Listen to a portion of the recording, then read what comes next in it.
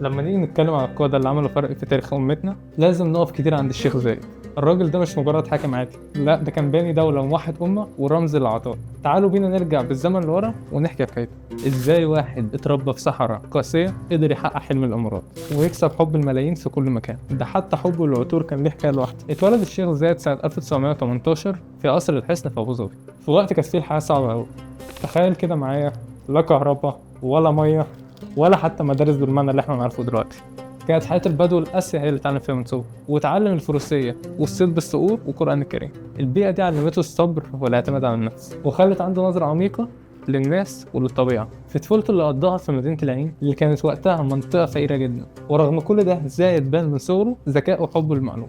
كان بيقعد مع تجار القوافل اللي بيعدوا على المدينة ويتعلم منهم ويسمع منهم. نشأته ديت هي اللي خلته قريب جدا من الناس ويفهم احتياجاتهم. عشان كده لما كبر وبقى قائد كان يعرف معنى الحرمان قبل ما يعرف معنى القيادة والرخاء.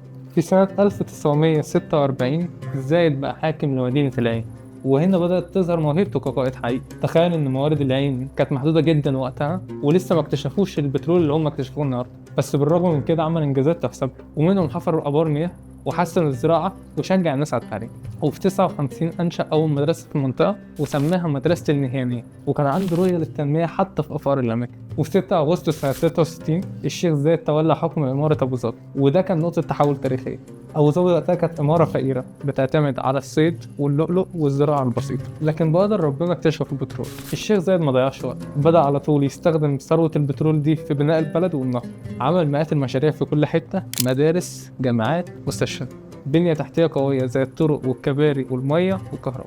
كان دايما بيقول: من أجل رفع مستوى كل فرد من أبناء شعب دولة الإمارات، إيمانا منا بأن هذا الشعب صاحب الحق في ثروته. أما كان الشيء الأهم والأعظم للشيخ زايد هو كان توحيد الإمارات. بريطانيا أعلنت إن هي تنسحب من الإمارات مع نهاية سنة 71. زايد فهم إن ده وقت تاريخي، وإن الإمارات لو فضلت متفرقة ممكن تبقى ضعيفة وتعاني من تحديات كتير. هنا حلم الاتحاد بدأ يكبر جواه. في 18 فبراير 68، يعني بعد شهر واحد من إعلان بريطانيا، الشيخ زايد عمل اجتماع تاريخي مع أخوه الشيخ راشد بن سعيد حاكم دبي في منطقة اسمها السمحة. الاتنين دول اتفقوا إن هم يعملوا اتحاد بين الإمارات ودبي وأبو ظبي، ويتولوا سوا شؤون الدفاع والتعليم والصحة.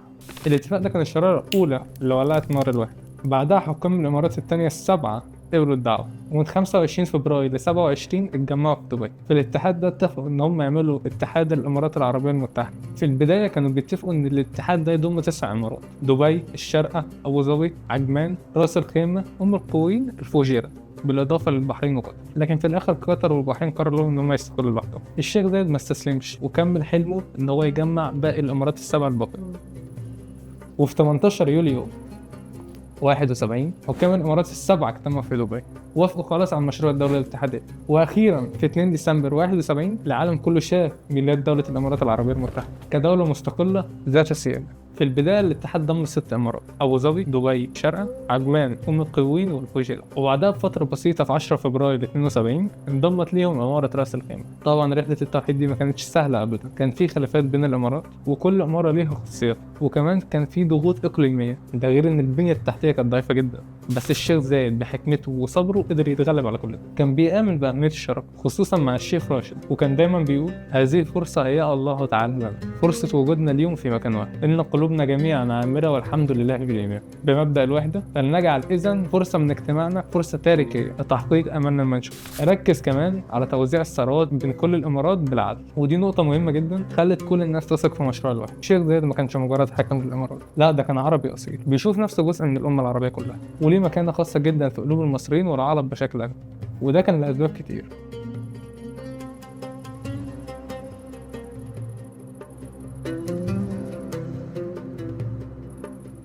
منهم موقفه في حرب 73. فاكرين لما قال كلمته المشهورة اللي كلنا بنحكيها لحد دلوقتي: البترول العربي ليس أغلى من الدم العربي.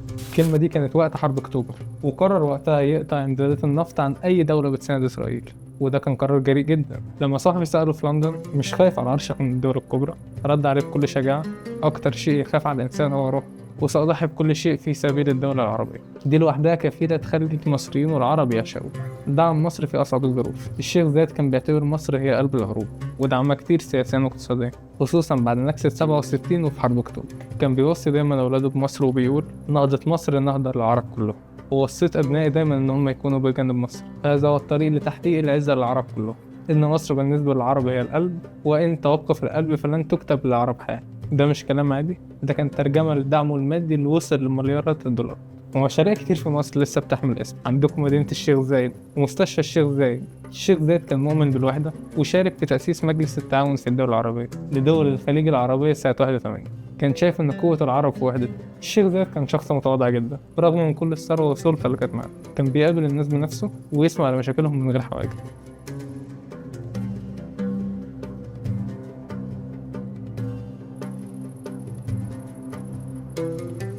كان كرمه ملوش حدود، وده اللي خلى الناس تحبه حب حقيقي. مش بس كان قائد عظيم، لا ده كان عنده ذوق رفيع وشغف خاص بالعطر. علاقته بالعطور كانت أعمق بكتير من إن هي ريحة حلوة، كانت جزء من شخصيته وتراثه. حتى كان في وثائق في متحف الاتحاد كشفت عن 3 عطور شخصيا كان بيستخدمها ومحدش عمل زيها تاني، وده كان بيبين قد إيه عنده ذوق فريد. كان ليه عطور مفضلة زي الزعفران الأبيض وأميرة الليل وعطر العود الخالص. تخيل إن العطور دي كانت بتتصنع مخصوص عشانه ومحدش عملها تاني غير مرة واحدة. الشيخ زايد وصل بيه الشغف ده إن هو يتعاون مع دار عطور فرنسية. الدار دي ما عملتلوش عطر واحد، دي عملت له 64 عطر مخصوص ما بين سنة 2000 لسنة 2004. كان بيصنع كل عطر بناء على ذوقه الشخصي، لدرجة إن فريق العمل كان بيسأله عن أدق التفاصيل استخدامه للعطر عشان العطر يطلع بيعبر عنه بالظبط. العطور دي كانت بتعبر في أزايز كريستال نادرة ومكوناتها كلها طبيعية 100%، وكل عطر كان بياخد من 3 ل 6 شهور عشان يتصنع. الشيخ زايد ما كانش بيستخدم العطور دي لنفسه بس، كان بيستخدمها كأداة للتواصل الإنساني والدبلوماسي. كان بيختار عطور معينة من اللي بتتصنع له مخصوص ويهادي بيها الضيوف والزعماء. ومن أهم الشخصيات اللي كان بيهاديهم الملك فهد ابن عبد العزيز، الملك حسين ابن طلال، والملكة إليزابيث، لأنه كان فاهم إن العطر ممكن يكون رسالة وذكرى حلوة بتفضل في الذاكرة. الشيخ زايد رحل عن عالمنا 2 نوفمبر سنة 2004 بعد ما قاد الإمارات حوالي 33 سنة وحكم أبو ظبي 38 سنة. خبر وفاته كان صدمة للعالم العربي كله، لكن إرثه لسه عايش لحد دلوقتي. زايد ساب لنا دولة متماسكة ومزدهرة، بقت نموذج للتنمية في المنطقة. ساب لنا قيم كتير زي التسامح والعدل والتواضع. زرع في شعبه مبدأ إن هم يكون عندهم شورى في السلطة، وكان من أوائل القادة اللي اهتموا بحماية الحياة البرية.